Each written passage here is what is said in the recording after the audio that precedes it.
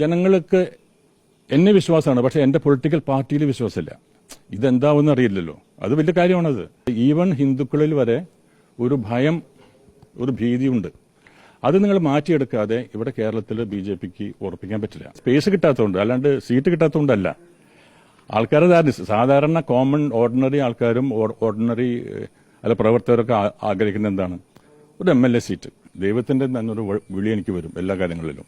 അങ്ങനെ ഒരു വിളി വന്നതാണ്. നടനും BJP സംസ്ഥാന ഉപാധ്യക്ഷനുമായിരുന്ന നടൻ ദേവൻ റിപ്പോർട്ടർ ടിവിയോടൊപ്പം ചേരുകയാണ്. ഒരു അപ്രതീക്ഷിത പ്രഖ്യാപനമായിരുന്നു ഇന്നലെ കേട്ടത്. BJP സംസ്ഥാന ഉപാധ്യക്ഷ സ്ഥാനവും ഒപ്പം തന്നെ പ്രാഥമിക അംഗത്വവും രാജിവെക്കുന്നതായിരുന്നു. എന്താണ് അങ്ങനെ ഒരു തീരുമാനം പെട്ടെന്നെടുക്കാനുള്ള ഒരു കാരണം? അത് അപ്രതീക്ഷിതമായിട്ട് നിങ്ങൾക്ക് തോന്നാം, അല്ലെങ്കിൽ ജനങ്ങൾക്ക് തോന്നാം, അല്ലെങ്കിൽ മീഡിയയ്ക്ക് തോന്നാം. ഇത് അപ്രതീക്ഷിതമല്ല. എന്നെ സംബന്ധിച്ചിടത്തോളം കഴിഞ്ഞ ഒരു 6 മാസമായിട്ടുള്ള ഞാൻ വളരെ കൂടുതൽ ആലോചിച്ച് ഞാൻ ഒരു കാര്യം ചെയ്യുമ്പോൾ വളരെ ആലോചിക്കും. എൻ്റെ സുഹൃത്തുക്കളുമായിട്ടും അഭ്യുതകാക്ഷികളായിട്ടൊക്കെ ആലോചിച്ച് എന്ത് ചെയ്യണമെന്ന് ആലോചിച്ച് ഞാൻ ദൈവത്തോട് പ്രാർത്ഥിച്ച് ദൈവത്തിന്റെ തന്നെ ഒരു വിളി എനിക്ക് വരും എല്ലാ കാര്യങ്ങളിലും. അങ്ങനെ ഒരു വിളി വന്നതാണ്. അപ്പോൾ ഞാനിത് ഇതൊന്ന് ചർച്ച ചെയ്യാമെന്ന് വിചാരിച്ചിട്ട് ഞാൻ പലപ്പോഴും ഈ കേരളത്തിലെ നേതൃത്വത്തിനോട് ഞാൻ ശ്രമിച്ചു. അപ്പോഴൊന്നും അവർ അവൈലബിൾ അല്ല. ഞാൻ മെസ്സേജ് അയച്ചു, അതിനും റിപ്ലൈ ഇല്ല. അപ്പോൾ അവസാനം ഞാൻ വിചാരിച്ചു, ഇങ്ങനെ നമുക്ക് എങ്ങനെ പോകാൻ പറ്റും? ഞാനൊരു നേരെ മറിച്ച് ഇവരുടെ പാർട്ടിയിൽ നിന്നുകൊണ്ട് എന്തെങ്കിലും സ്ഥാനത്തിന് മോഹിച്ച് നിൽക്കുന്ന ഒരാളാണെങ്കിൽ പിന്നെയും പഠിച്ചു തൂങ്ങി നിൽക്കാം, എല്ലാം സഹിച്ചുകൊണ്ട്. എനിക്കങ്ങനെ സഹിക്കാൻ പറ്റില്ല. എൻ്റെ ഏറ്റവും കൂടുതലുള്ള എൻ്റെ ഒബ്ജക്റ്റീവ് എന്ന് വെച്ചാൽ ജനങ്ങളാണ്. ജനങ്ങളുടെ പ്രശ്നങ്ങളിലേക്ക് നമ്മൾ ഇറങ്ങിച്ചില്ല. അവരുടെ ഒരുപാട് കാര്യങ്ങൾ ഒരുപാട് പദ്ധതികൾ എൻ്റെ മനസ്സിലുണ്ട്. ഞാൻ അന്ന് എൻ്റെ പൊളിറ്റിക്കൽ പാർട്ടി ഉണ്ടാകുമ്പോൾ തന്നെ നിങ്ങൾക്കറിയാം, അന്നൊന്നും നിങ്ങളില്ല, നിങ്ങൾക്ക് ചെറിയ കുട്ടികളാണ്.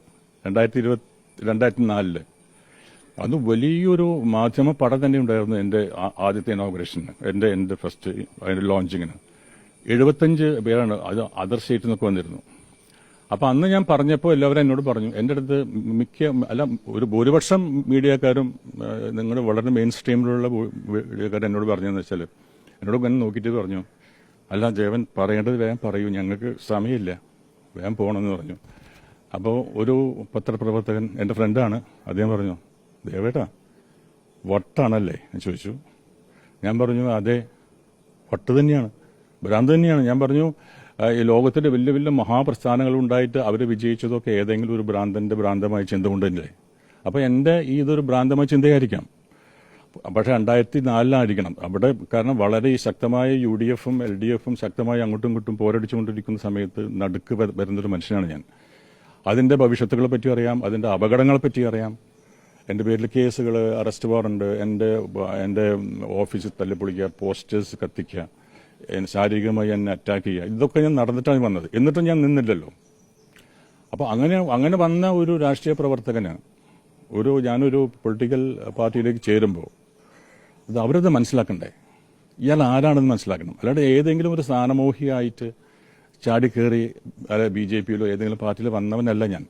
ഇതിൽ വന്ന് വളരെ ഏറ്റവും ടോപ്പ് ലീഡേഴ്സിന്റെ കൂടെ സംസാരിച്ച് അവരിൽ തന്നെ ഒരുപാട് പ്രോമിസസ് വാങ്ങിയതിന് ശേഷമാണ് ഞാൻ ഇതിനകത്ത് വന്നത്. ആ പ്രോമിസസ് ഒന്നും പ്രശ്നമല്ല. പക്ഷേ എനിക്ക് വർക്ക് ചെയ്യാനുള്ള ഒരു സംവിധാനം ഉണ്ടാക്കണ്ടേ? എനിക്കൊരു സ്പേസ് വേണം. ഒരു സ്പേസ് അല്ലെങ്കിൽ ആർക്കും വർക്ക് ചെയ്യാൻ പറ്റില്ല. ഈ പറഞ്ഞ ഉറപ്പുകളൊന്ന് കഴിഞ്ഞ നിയമസഭാ തെരഞ്ഞെടുപ്പിലുള്ള സീറ്റുകളിലൊന്നായിരുന്നു. സീറ്റിൽ എനിക്ക് യാതൊരു താല്പര്യമില്ല. അത് ഈ സീറ്റിൽ പിന്നെ വന്ന കാര്യങ്ങളാണ്. ഞാൻ പറഞ്ഞത് എനിക്ക് താല്പര്യമില്ല എന്ന് പറഞ്ഞത്. ഞാൻ പറഞ്ഞത് എന്താണെന്ന് വെച്ചാൽ, ഏറെ തെറ്റിദ്ധരിക്കപ്പെട്ട ഒരു പൊളിറ്റിക്കൽ പാർട്ടിയാണ് BJP. അവിടെ നിങ്ങൾ നേരിട്ട് വന്ന് ഇവിടെ കേരളത്തിന്റെ കാലാവസ്ഥയിൽ നിങ്ങൾ കാല് കുത്തിയാൽ നിങ്ങൾക്ക് ഇവിടെ കാല് ഉറപ്പിക്കാൻ പറ്റില്ല. കാരണം ജനങ്ങളുള്ള ഈവൻ ഹിന്ദുക്കളിൽ വരെ ഒരു ഭയം, ഒരു ഭീതിയുണ്ട്. അത് നിങ്ങൾ മാറ്റിയെടുക്കാതെ ഇവിടെ കേരളത്തിൽ BJPക്ക് ഉറപ്പിക്കാൻ പറ്റില്ല. അതിന് എന്നെ ഉപയോഗിക്കാൻ നിങ്ങൾക്ക്. ഞാൻ ജനങ്ങൾക്ക് വിശ്വാസ്യതയുള്ള ഒരു ലീഡറാണ്. അപ്പം ഞാൻ പറയുന്നത് കേൾക്കാനും ഞാൻ പറയുന്നത് സത്യമാണെന്ന് വിശ്വസിക്കാനും പറ്റുന്ന വലിയൊരു സമൂഹം ഇവിടെയുണ്ട്. അത് ജാതി മത ഭേദമന്യേ ഉണ്ട്. അപ്പം ആ ഒരു സ്ഥാനത്ത് ഞാൻ മാറ്റിയെടുത്തുകൊണ്ട് BJPയെ ജയിപ്പിക്കാനുള്ള ഒരു സംവിധാനം എനിക്കുണ്ടാവും. പക്ഷേ കാലപ്രഭാവത്തിൽ അത് കഴിഞ്ഞതിന് ശേഷം പറ്റുമ്പോൾ എനിക്കതിനുള്ള സ്പേസ് തരണ്ടേ? ഒരു വൈസ് പ്രസിഡന്റ് എന്ന സ്ഥാനം കിട്ടിയപ്പോൾ ഞാൻ അവരോട് ചോദിച്ചത് എന്താണെന്ന് വെച്ചാൽ, എന്താണ് എൻ്റെ ഉത്തരവാദിത്വം? ഇവിടെ 1 4 5 വൈസ് പ്രസിഡന്റുമാരുണ്ട്.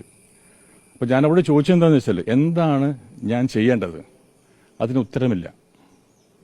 അപ്പോൾ തന്നെ എനിക്ക് സംശയമായി. കാരണം ഉത്തരവാദിത്വം ഉണ്ടെങ്കിൽ നമുക്ക് ചെയ്യാൻ പറ്റുള്ളൂ. അപ്പൊ കയ്യിൽ വടി കിട്ടണ്ടേ, അത് വടി കിട്ടുന്നില്ല.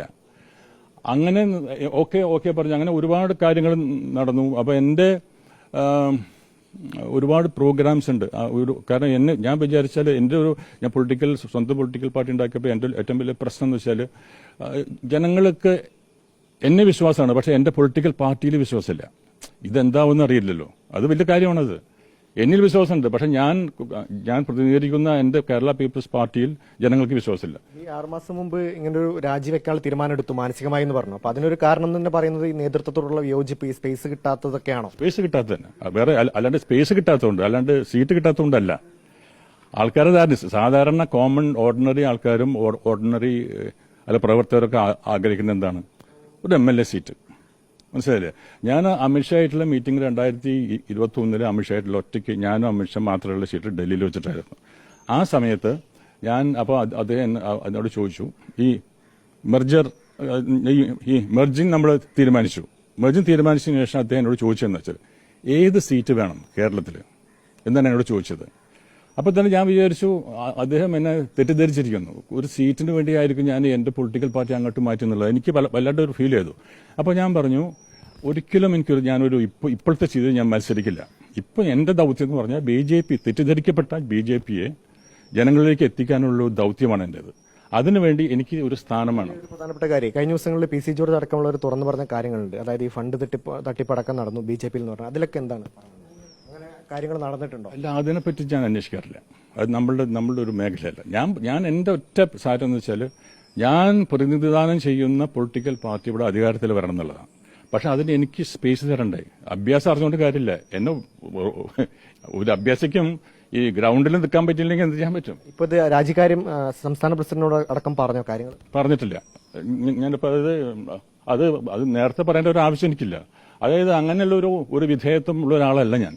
ഒരു പൊളിറ്റിക്കൽ ലീഡറിന്റെ അടുത്ത് ഒരു പൊളിറ്റിക്കൽ ലീഡറിന്റെ അടുത്ത് എനിക്ക് യാതൊരു വിധേയത്വം. ഞാൻ തനിയെ വന്ന അദ്ദേഹം കേൾക്കാൻ തയ്യാറാകുന്നില്ല എന്നുള്ള അത് ഒരു കംപ്ലൈന്റ് ആണത്. അദ്ദേഹം അത് കേൾക്കാൻ തയ്യാറായിട്ടില്ല എന്നുള്ളതാണ്. കാരണം വെച്ചാൽ ഞാൻ അദ്ദേഹത്തിന് വേണ്ടി ഒരുപാട് നല്ല ക്യാമ്പയിനിൽ ഞാൻ പ്രവർത്തിച്ചിട്ടുണ്ട് ഇവിടെ ട്രിവാൻഡ്രത്തൊക്കെ ആയിട്ട്. അപ്പോൾ ഞാൻ എന്താ ഉദ്ദേശിക്കുന്നത് അറിയാം. ഞാനിപ്പോൾ ഇങ്ങനെ പറയാം, ഓക്കെ, ഇത് രാജിക്കത്ത് കൊടുത്തതിന് ശേഷം ഞാനൊരു വാർത്താ സമ്മേളനം ഉണ്ടാക്കും. ഇപ്പൊ കൂടുതൽ നമുക്ക് ഇതിനെപ്പറ്റി സംസാരിക്കാം. Thank you. നടൻ ദേവൻ പറയുന്നത് സീറ്റ് കിട്ടാത്തത് കൊണ്ടല്ല, BJPയിൽ ഒരു സ്പേസ് കിട്ടാത്തത് കൊണ്ടാണ് ഈ രാജിക്കാര്യം അടക്കം ആലോചിച്ച് തുടങ്ങിയതെന്നാണ് ദേവൻ പറയുന്നത്. രാജിവെച്ചതിന് ശേഷം